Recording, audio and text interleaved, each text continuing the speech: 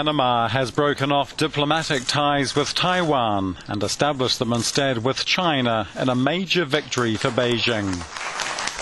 Taiwan, the self-ruled island that China considers its own, is recognized by a dwindling number of countries, dropping from 30 to 20 in the past 2 decades.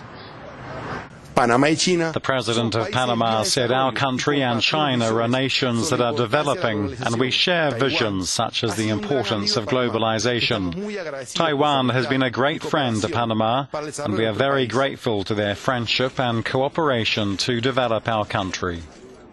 Taiwan expressed anger, saying China had enticed Panama with money. Beijing has become the second largest customer of the strategic Panama Canal.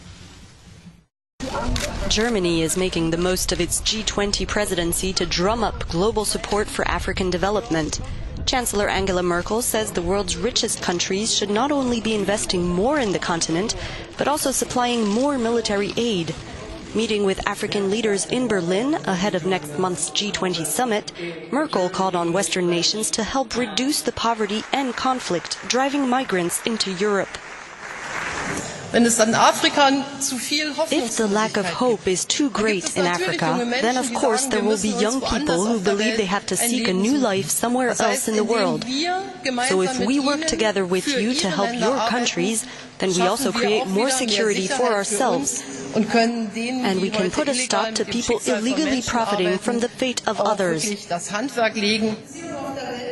Egypt's President Abdel Fattah el-Sisi and other leaders have faced criticism from human rights groups for the way they handle domestic protests, and Western nations have been reluctant to arm them as a result.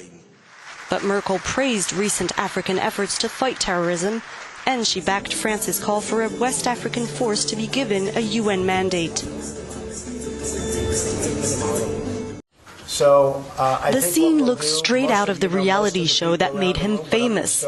Donald Trump's first formal cabinet meeting did what the president loves most, celebrating himself. Thank you, Mr. President, and just the greatest privilege of my life is to serve as vice president to a president who's keeping his word to the American people.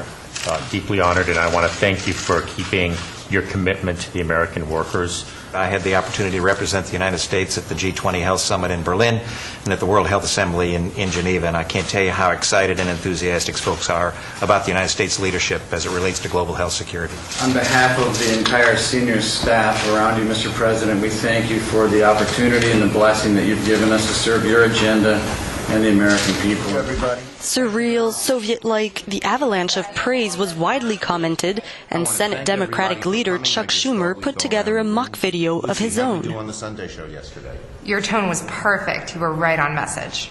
Michelle, how'd my hair look coming out of the gym this morning? You have great hair. Nobody has better hair than you. Before we go any further, I just want to say thank you for the opportunity and blessing to serve your agenda.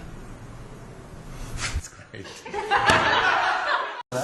As France gears up to head to the polls in the country's National Assembly elections on Sunday, voting has already begun in its overseas territories. Despite varying degrees of autonomy, all of France's overseas regions have the right to elect members to Parliament, and this vote could see French President Emmanuel Macron shore up his term as leader with a big majority. Opinion polls have shown Macron's centrist La République En Marche party could see a landslide majority, with between 360 and 430 seats out of 577. The newly elected leader, who fought off Front National's Marine Le Pen in the presidential elections earlier this year, will face another challenge from the far-right party this time round, as it looks to capitalise on a recent surge in popularity. There's been a powerful earthquake in the Aegean Sea off the coasts of Greece and Turkey. There are no immediate reports of injuries, but the 6.3 magnitude tremor felt as far away as Athens is said to have damaged several buildings on the Greek island of Lesbos. Turkish media said the epicenter of the quake was near the Karaburun district of Izmir province.